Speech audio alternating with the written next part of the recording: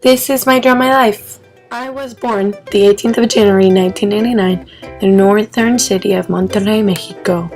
When I was a baby, I had a bright red hematoma right in the middle of my hairline, kind of like a unicorn's horn, except instead of making me look magical, it made it look like my parents had dropped me, so my mom hid it with big bows and flowers all the time. That was pretty cool. A couple of years later, my brother, Saeed, was born, a really cute chubby baby with giant cheeks and really brown. Now the four of us lived in this really cool country house where we had a giant backyard with cacti everywhere and geese and dogs and all these animals, I guess, I don't know. But my parents had to commute for 2 hours to get to work every day in the city, and eventually they decided to move when it was time for me to start school. A few years later, when I was in first grade, my mom told me that I was having another baby brother, Sadek. And I remember being so mad at her because I wanted a sister, not another stupid brother. My brother was really happy though. But when I saw him in the hospital, I just wanted to hold him and love him forever because he was so cute and pink and adorable, like babies are, I guess. So ever since then, I've loved him forever and ever. Primary and secondary school went by and nothing interesting really happened to me. I was a very busy and imaginative child with lots of friends, but I had swimming and I had ballet and I had gymnastics and I had piano lessons and pottery and painting, and I think I tried to play the violin at some point, but I don't even know. I had a lot of things. And with my spare time, I created all these magical adventures, not only in my head, but I tried to make them real. Where I was a half mermaid and I was actually being raised by human parents because I was in danger in the mermaid world. And archaeologists, kind of like Indiana Jones, even though I hadn't watched the movie, that had found ruins of ancient people, not a cake. I even built an entire attic with a Barbie universe out of toilet paper with my cousin Priscilla, and she still remembers. I love you, Pris. Once I was in 5th grade though, I quickly learned that I could never be a prima ballerina in some Russian ballet because my mom said that I had the feet and the grace and the heart, but I wasn't blessed with long limbs. So ballet was lower on my priority list and I stuck to what I was good at, which was swimming. So for almost 15 years, I poured my heart into swimming, and I was very lucky because I was actually kind of good at it. I was invited to be a part of a special program in an exclusive swimming club. I got a scholarship thanks to swimming that I rejected because I ended up getting a better one because of my grades. And I even got to represent my country a couple of times as part of the national team with lots of other cool people that I really miss, and they were really cool and awesome. One of my lifelong dreams came true when I won a couple of medals and being part of the national team, and I heard my country's national anthem playing. Because along with my dreams of being a mermaid and stuff, I also wanted to be an Olympian. Both my mom and my grandpa were part of the national team in gymnastics and cycling, and they both became head coaches. So the Olympics was something quite often mentioned when I was growing up.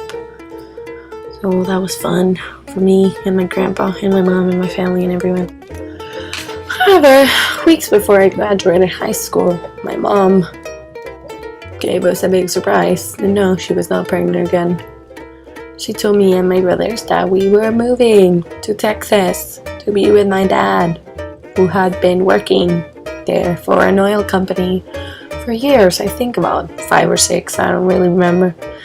So together, my parents had decided it was time for us to leave Mexico, pack our bags and our things and our goats and everything and just leave. And we were like, what? So that was pretty shocking for all of us, I remember. So that's what we did. We grabbed all our things, or most of our things and clothes, and took a little field trip to Houston, Texas, right there in the cool Texas map. Looking back, I think it was great for us because little did we know the country was about to go through hard times because of drugs and violence and corruption and all these awful things, and so sad. And at 18, I was angry, alone, and sad after leaving behind my life, friends, family, hometown. I didn't help either that I didn't get into med school, so I had to move to Texas.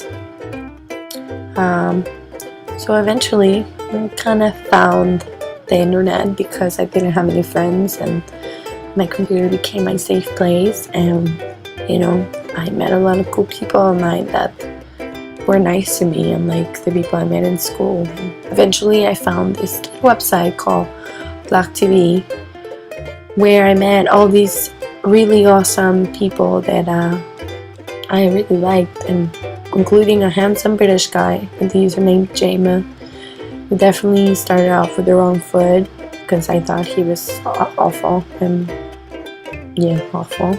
But eventually we had each other on Skype and talked for almost 5 hours the first time, and 11 months later of talking online, I flew to England for the first time ever to meet him. I hadn't crossed the Pacific before, and it was the most amazing time of my life, and I fell in love with him all over again, and we were perfect for each other. But this was not a fairy tale. Fast forward a year or so, and by the end of 2011 I was sad and heartbroken, and I didn't want to be in Houston anymore, so my friend Lauren suggested we should travel together. And I said, I don't have money, yo, so I can't just I just want to leave forever. So she told me about this really cool thing she had done a couple of summers ago. Be an au pair, she said.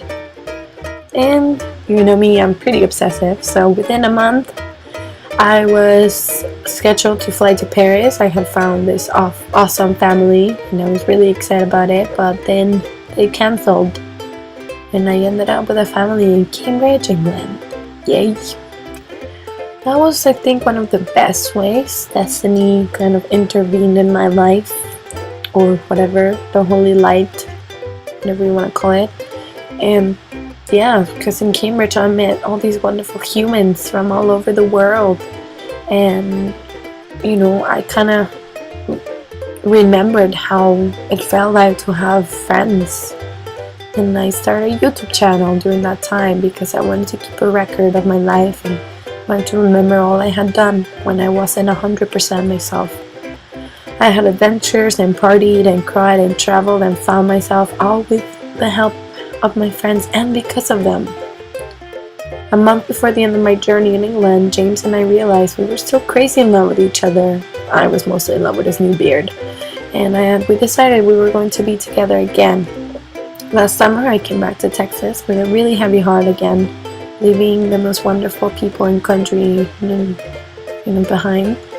This time I didn't let that bring me down. I found a job doing the thing I love the most, and got back to school to be able to help as many people as I can. But I'm still a little lost and a little uncertain about my future and what I'm doing, but I think that's life. And I honestly think that's how you're supposed to feel. Not supposed to say lost, no problem. So thanks a lot for watching me draw my life, guys.